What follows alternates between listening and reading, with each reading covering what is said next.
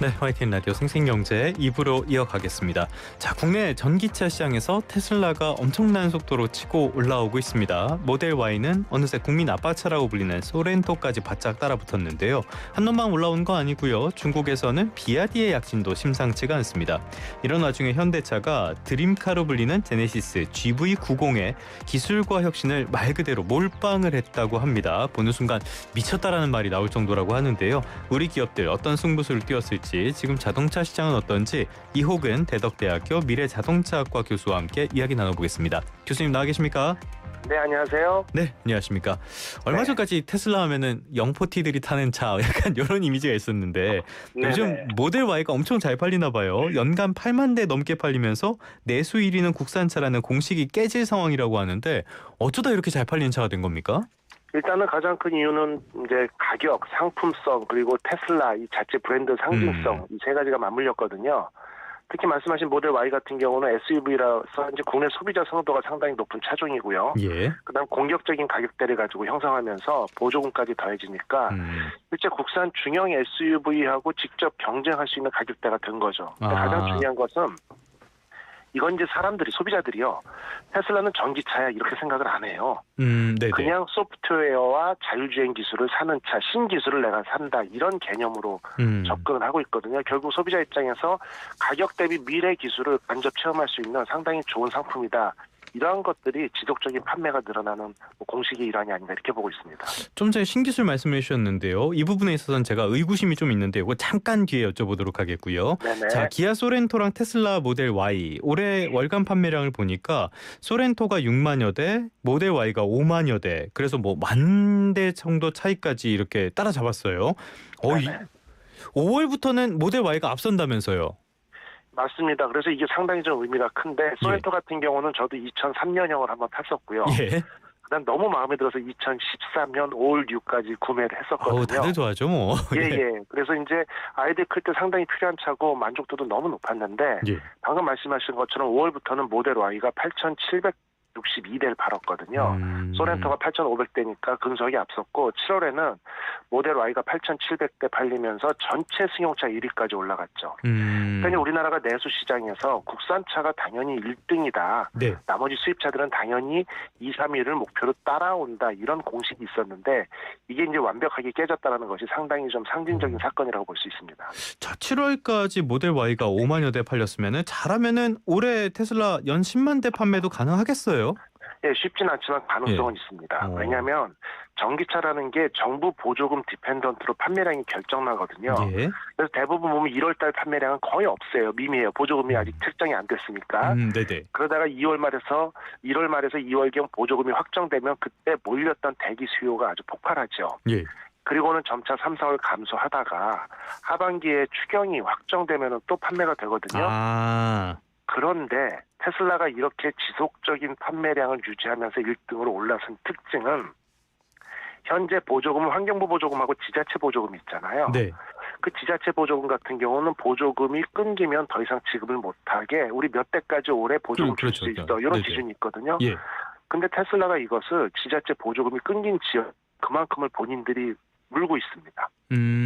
그래서 그렇죠. 예. 네. 결국은 이걸 지속하다 보면 정부의 보조금 정책과 무관하게 판매량이 아주 스테디로 유지할 수 있거든요. 결국은 이 수준대로 쭉 간다면 10만 대 달성에 근접하지 않을까 이렇게 보고 있고요. 예. 두 번째 넘어야 될 산은 예전에 테슬라 보면 언제 출시가 될지 본인이 차를 언제 받을지 아무도 모르거든요. 네. 그대로 있다가 다음 주에 차 갑니다 하면 그제서야 알 수 있는 네. 결국은 주문하고 몇 개월을 가슴 두근두근 뛸 수 있는 어떤 장점도 있는데 결국 전 세계에서 주문한 양을 보고 이제 어느 나라에 몇 대를 이제 보급을 한다 이런 어떤 배려가 좀 있어야 되거든요. 그 판매량에 따라 가지고 배당을 해야 되는데 그런 가능성을 따진다라고 보면은 10만 대에 근접할 가능성은 충분히 있다 이렇게 볼 수 있습니다. 알겠습니다. 언제부터 이렇게 테슬라 인기가 좋아졌는지 모르겠는데 테슬라 아까 세 가지를 말씀을 해주셨어요. 먼저 브랜드. 저는 브랜드 가치는 마이너스라고 보기 때문에 이건 패스하겠고요. 가격. 지금까지 설명해 주신 내용을 보면은 가격에 가장 결정적인 영향을 미치는 거 아닙니까? 예, 맞습니다. 가격이 예. 가장 결정적인 영향을 미치죠. 그래서 제가 조금 전에 말씀드린 것처럼 정말 좋은 물건은 가격을 떠나서 구매를 하는데 전기차 같은 경우는 무조건 환경부 보조금에 따라서 판매량이 결정된다고 말씀드렸잖아요. 네네. 얘기가 뭐냐면 친환경 자동차, 뭐 미래지향적이고 배출가스 제로, 지구 환경 온난화, 뭐 북극곰이 얼어주고 뭐 녹아요, 얼음이 녹아요, 뭐 이런 이게 아니고요. 내연기관 대비 정말 가성비가 좋아야 사람들은 삽니다. 그렇죠. 네네네. 물론 일부 어울리 어댑터나 어울리버드 같은 경우는 전기차니까 가격을 떠나서 내가 세컨카를 구매하고 싶어 이런 고객층도 있는데 그러한 고객층의 수요는 이미 끝났고 이제는 내연기관과 경쟁을 해야 되는데 테슬라가 그런 경쟁력 면에서 상당히 유리하다는 얘기죠. 자, 그런데요. 이 가격이 테슬라는 사고 나면은 가격이 떨어진다. 약간 이런 인식이 바뀌는 것 같아요. 장기적으로 봤을 때 이거 안 좋은 거는 아닙니까?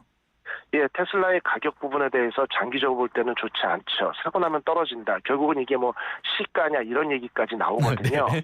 예. 그래서 뭐 장점이자 약점일 수 있어요. 예전에 보면은 뭐 정부 보조금을 예를 들면은 6천만 원 미만 차량에 대해서 100% 준다고 했을 때 차량 가격을 5,999만 원 이렇게도 책정한 적도 있고요. 네. 이런 부분들이 상당히 좀 논란이 되고 있거든요.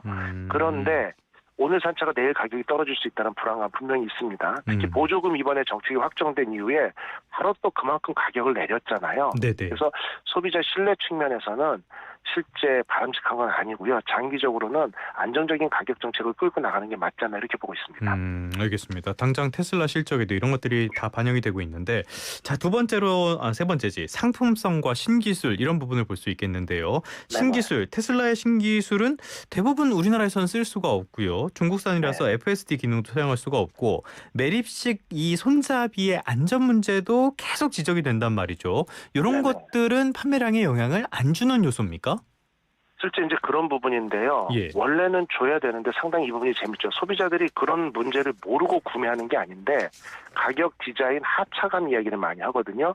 그런 부분들이 그러한 단점들을 상쇄하고도 남는다 이런 얘기죠. 네네. 제 지인이 국산 GV 시리즈를 타다가 실제 경기도에서 양양까지를 이렇게 왕복하는 친구였는데 테슬라로 바꾼다고 그래서 제가 장거리 운전에는 적합하지 않고 특히 겨울철에 대관령을 넘을 때 주행거리의 한계 때문에 쉽지 않을 거다라고 반대를 했는데 구매를 했어요. 구매라고는 처음 딱 일주일 만에 막 이제 심한 농담을 욕설을 하더라고요. 이게 차냐고. 너무 승차감이 떨어져서 옛날에 국산차로 SUV를 탈 때 한 번에 갔는데 허리도 좀 아프고 해서 중간에 한번 쉬어야 되고 충전도 해야 되고 이랬는데 문제는 한 달쯤 지났더니 너무 사랑스럽답니다.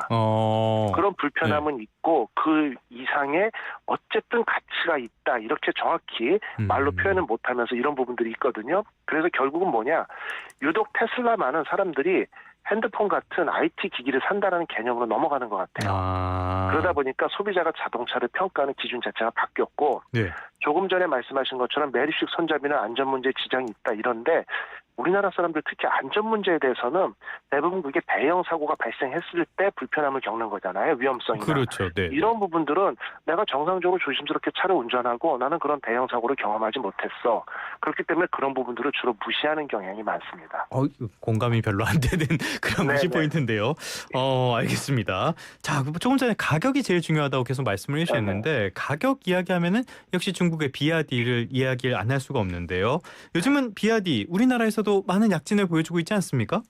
예, BYD 상당히 많이 팔리고 있죠. 처음에 작년 1월 16일 날 런칭하고는 한 달 동안에 뭐 2천 몇백 대 팔렸다. 일본에서 1년 동안 팔린 양은 뭐 능가했다. 상당히 성공했다. 이런 얘기들도 있었거든요.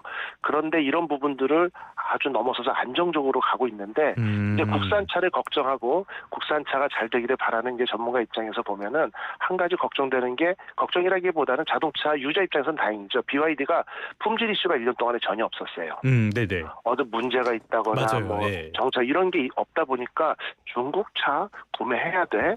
위험하지 않아, 아직 기술력이 부족하지 않아 이런 어떤 선입견이 있었는데 그대로 아무 문제 없이 안정적으로 처음에는 이제 B2B 위주였겠죠. 왜냐하면 B2C는 소비자들이 중국 차를 내 돈 주고 사야 된다는 데 대한 어떤 불안감이나 이런 부분들이 있었는데 B2B 입장에서는 기업체 입장은 보다 저렴하고 뭐 비용 절감 면에서 상당히 매력적이었거든요. 특히 렌트카 같은 회사를 중심으로 리스나 그런 부분들이 상당히 좀 성공적으로 안착했다 이렇게 볼 수 있습니다. 사실 품질 이슈는 오히려 테슬라 쪽이 훨씬 훨씬 더 많은 것 같아요. 정말 비아디는 못 들어본 것 같은데 자 그렇다면 지금 우리 안방까지 외산 전기차들이 위협을 하고 있는 이런 상황이잖아요. 우리 네네. 현대차, 기아차의 전기차 경쟁력은 어떻습니까? 현대 기아의 전기차 경쟁력은 제품 자체만 놓고 보면 상당히 경쟁력이 있습니다. 충전 시스템, 주행 안정성, 공간 활용성, 품질 관리 가장 중요한 게 서비스 센터 AS 네트워크이죠. 네. 테슬라보다 비교할 수 없을 정도로 많은데 문제는 이러한 어떤 하드웨어와 소프트웨어, 브랜드 이미지의 연결성에서 격차가 벌어진다는 거죠. 조금 전에 말씀드린 것처럼 테슬라를 구매하는 고객층들이나 테슬라는 자동차로 움직이는 스마트폰이다 이렇게 인식을 해요. 근데 현대기아는 연식이 바뀌어서 페이스리프트나 일부 모델의 외관만 조금 바뀌어도 구모델을 할인해서 팔지 않으면 안 팔리잖아요. 악성 재고로 남죠. 연식이 바뀌었는데 이거는 구모델이야 이러면 가격이 뚝 떨어지거든요. 네네. 그런데 테슬라가 작년에 FSD 영상을 인터넷에 올린 이후로 중고차까지 싹 다 팔려나갔고요.